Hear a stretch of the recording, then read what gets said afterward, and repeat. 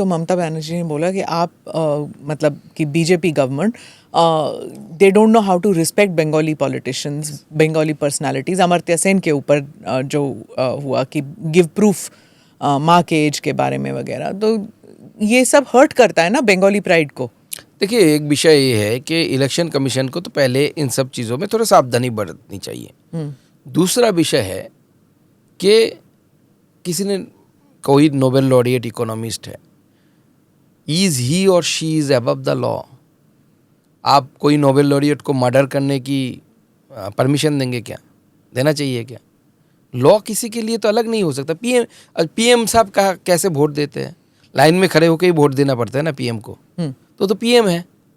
राजीव गांधी जी भी जब थे लाइन में खड़े होकर ही वोट देते होंगे। मैं बहुत छोटा था उस समय, मुझे उतना याद नहीं, तो मैं लाइन में डायरेक्ट खड़े होके। तो कुछ चीज़ें होती है जो इसको हम चेंज नहीं कर सकते। हाँ, आई गेट दैट, लेकिन जब ऐसी चीज होती है तो इट बिकम्स अ स्पार्क। जैसे अगर अभी आपने बोला माछ भात खाने वाले लोग, पिछले इलेक्शन में आपको याद है वेजिटेरियनिज्म के ऊपर एक कमेंट आया था, उन्होंने कहा कि देखो हमको बता रहे हैं कि वेजिटेरियन बन जाओ, बंगाल जैसे इलाके में नहीं ममता हम फिश खाने वाले हैं, हमको क्या बोल रहे हैं वेजिटेरियन में। तो ये छोटी चीजें हैं जो टीएमसी पकड़ लेती है इमीडिएट। हाँ, वो तो हमारी गलती है, जो लोग बोलते हैं उनकी गलती है ना, बोलना नहीं चाहिए उनको।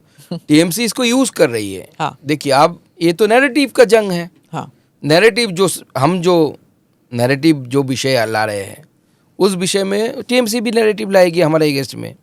लेकिन मेरा सवाल ये है, उनका नैरेटिव अब तक क्लिक कर रहा था ममता, तो आप लोग इस बार कोई ट्रेनिंग दे रहे हैं आपके लोगों को कि भाई कल्चरल सेंसिटिविटीज को ध्यान में रखना है, वहां पे जो जा रहे हैं प्रचार करने के लिए कि वहां पे कल्चरल सेंसिटिविटीज बहुत ज्यादा है बंगाल में।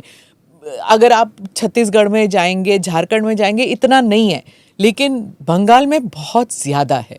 तो you know like somebody was कल, आप जयंत घोषाल को जानते होंगे, ही पत्रकार हैं, तो वो कह रहे थे कि even you know the cultural czars of Calcutta, वो भी they are against Mamata right now, लेकिन अगर ज़्यादा प्रोवोक किया तो वो फिर से ममता बनर्जी की तरफ जा सकते हैं। देखिए, कल्चरल सेंसिटिविटी बंगाल में है। देखिए, मुझसे ज़्यादा बंगाली ममता बनर्जी नहीं है। ठीक है, और कोई कंपटीशन तो नहीं है। वही मैं बोल रहा हूँ, मेरे जैसा ही है। हाँ। मुझसे बेहतर तो नहीं हो सकते, कैसे हो सकते हैं? हाँ, ठीक है। उनके अच्छा, born and brought up, हाँ, born and brought up है, वहीं पे है। हाँ, ठीक है। दूसरी बात है कि बंगला के बारे में बात करते हैं लोग। मैंने ममता बनर्जी को पूछा था आपको, अच्छा आपका भतीजा का, आपके परिवार के बच्चे बांग्ला मीडियम में पढ़ते हैं क्या? जवाब नहीं मिला हमें। पढ़ते नहीं, मुझे पता है, पढ़ते इंग्लिश मीडियम में है। आज भी मैं सीना ठोक के बोल सकता हूँ, मेरी बड़ी बेटी भी प्राइमरी एजुकेशन बंगाली मीडियम में लिया। मेरी अभी छोटी बेटी है, वो प्राइमरी एजुकेशन चल रही है, उसके क्लास 1 में है, वो बंगाली में पढ़ती है। भारत के एजुकेशन मिनिस्टर MOS का बेटी भी बंगाली मीडियम स्कूल में पढ़ती है, लेकिन वो नहीं बता सकते। तो मैं बोल सकता हूँ आपसे कम तो हम बंगाली नहीं हैं। दूसरी बात है, अभिषेक बनर्जी ने बोला था कि इस बार लास्ट 2 सेशन में सारे बंगाल के MPs जो TMC में है उन बांग्ला में भाषण देंगे।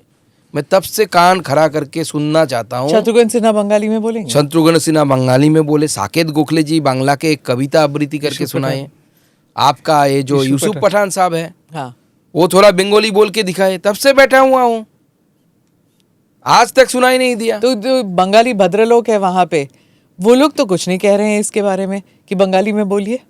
देखिए, बंगाली भद्रलोक भी आज सोच रहे हैं, इसलिए अगर आप 24 की इलेक्शन का अगर टेक आउट ले बीजेपी के लिए, कलकत्ता में हमने रिकॉर्ड वोट पे हमें मिला। इतना वोट बंगाली मतलब बंगाल बीजेपी की हिस्ट्री में पहली बार इतना वोट इंक्रीज हुआ है। कलकत्ता कॉरपोरेशन के ज़्यादातर वार्डों में हमने लीड किया। ये पहली बार हुआ है कि बंगाल के भद्रलोक, यानी जो कोलकाता ओरिएंटेड भद्रलोक है, बाकी जगह में भी भद्रलोक है, मैं उसी से नहीं से आता हूँ। मुझे भद्रलोक कैटेगरी में ही डाला जाता है। एक टीचर, प्रोफेसर, ऐसे भद्रलोक बोलते हैं ज़्यादातर। तो जब मेरे नेतृत्व में लोकसभा इलेक्शन हुआ, हमारा सीट घटा, इसमें कोई डाउट नहीं है।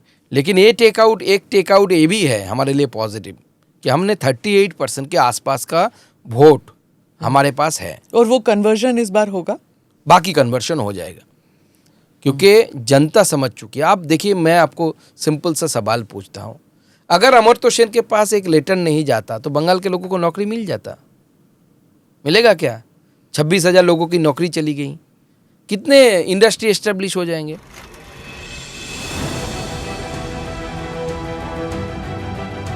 नमस्ते, जय Hind. You're watching ANI podcast with Smita Prakash.